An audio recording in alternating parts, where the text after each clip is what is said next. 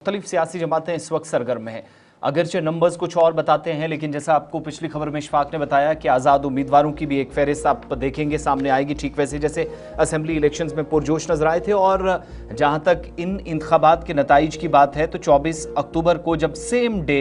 आप देखेंगे कि 4 नाम चुने जाएंगे। इतलात अभी तक ये हैं, ये जो पार्टी ज़राए बता रहे हैं कि doctor Farooq Abdullah Jammu Kashmir national conference से, और हो सकता है कि चिनाब खित्ते से एक नाम जो सजाद किचलू का फॉर्मर रियासत के अंदर होम मिनिस्टर रहे हैं, और पार्टी के एक और सरकर्दा रहनुमा और अब्दुल्ला या शेख खानदान के बड़े करीबी शमी ओबराय जैसे नामों का तज्जिया या तज़किरा काफ़ी ज़्यादा सोशल मीडिया या राब्ता साइटों पर इस वक्त किया जा रहा है। मुमकिन है कि जनूबी कश्मीर से लेकर चिनाब खित्ते तक, जबकि वस्ती कश्मीर तक पार्टी के सरकर्दा रहनुमाओं पर पार्टी की जो नज़र है, और इतलात के मुताबिक इन नामों का शायद हो सकता है ये जो है टिकट के मजबूत दावेदार नजर आते हैं। जबकि जनूबी कश्मीर वाली साइड से नेशनल कॉन्फ्रेंस पॉसिबली किसी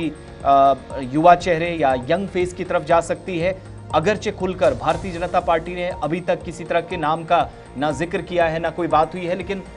लास्ट मोमेंट पे कोई सरप्राइज पार्टी की जानिब से दिया जा सकता है। लेकिन इस सारे सिलसिले के बीच में कांग्रेस को भी आप नजरअंदाज नहीं कर सकते। कांग्रेस जिसके पास अपनी तो 6 सीटें हैं, लेकिन कोशिश होगी कि कम से कम एक सीट पर इत्तेहाद में, वो भी उसी तरीके से शेयरिंग नंबर्स के साथ जाए जैसे वो गवर्नमेंट में मुसलसल अपने किरदार की बात करती रही है। हो सकता है कि भारतीय जनता पार्टी की जो स्ट्रेटजी है वो लास्ट मोमेंट पे सामने आए, लेकिन नेशनल कॉन्फ्रेंस के कुछ बड़े नामों, कुछ बड़े चेहरों का तज़किरा इसलिए शुरू हो गया है। आप सब जानते हैं जब गवर्नमेंट बनी थी 1 साल पहले, इलेक्टेड गवर्नमेंट, तो कहा गया था कि चिनाब वैली को कोई रिप्रेजेंटेशन नहीं मिली, तो इसलिए शायद हो सकता है कि राज्यसभा में नुमाइंदगी की कोई बात हो। अगरचे नामों को फाइनलाइज करना पार्टी सतह पर डिस्कशन का आगाज हो गया है, लेकिन कुल मिलाकर आप देखेंगे मौजूदा वक्त में नेशनल कॉन्फ्रेंस के पास, जिसके पास ज्यादा नंबर्स हैं, तो 4 में से लगभग 3 उसके जाते हुए दिखाई दे रहे हैं, या पॉसिबली 3 जाएंगे। चौथे पर भी कड़ी टक्कर। लेकिन जम्मू प्रोविंस की तरफ जब आप आएंगे, नंबर ऑफ असेंबली सीट्स आप देखेंगे तो बीजेपी की 29 बनती है, जिसमें राणा साहब के इंतकाल के बाद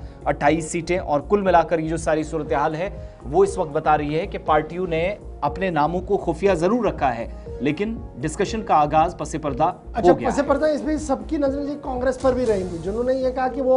उमर अब्दुल्ला वाली हुकूमत का हिस्सा तो है, लेकिन बाहर से सपोर्ट करेंगे तब तक जब तक यूटी खत्म नहीं होती है, स्टेट नहीं होती। हम स्टेट में जी वापस आकर हुकूमत का हिस्सा बनेंगे, उनका एक मौक़िफ़ ये है। लेकिन यहाँ पर जो हमारे इत्तलात और खबरें हैं वो दिल्ली से लेकर जम्मू कश्मीर तक अभी जो सरगर्मियां वो तेज हो गई हैं, क्योंकि ये माना जा रहा है कि 2 सीटें नेशनल कॉन्फ्रेंस और 1 सीट कांग्रेस को दी जाए। कांग्रेस भी राज्यसभा के लिए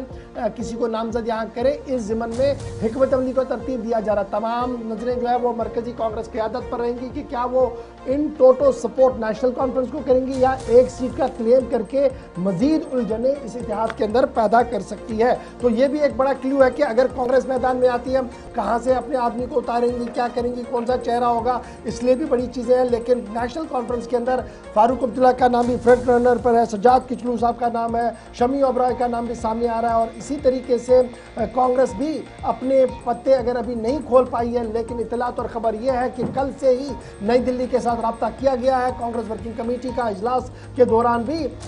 जो कांग्रेस के सदर है तारिक हमीद करा, उन्होंने कांग्रेस लीडरशिप के साथ इस मैटर को टेकअप किया, और आने वाले 1-2 दिन के अंदर अंदर इसको फाइनलाइज किया जाएगा, क्योंकि नोटिफिकेशन 6 अक्टूबर को शुरू होनी है। उससे पहले ही इतिहाद के हवाले से भी मुनज़्ज़म बात सामने आ सकती है।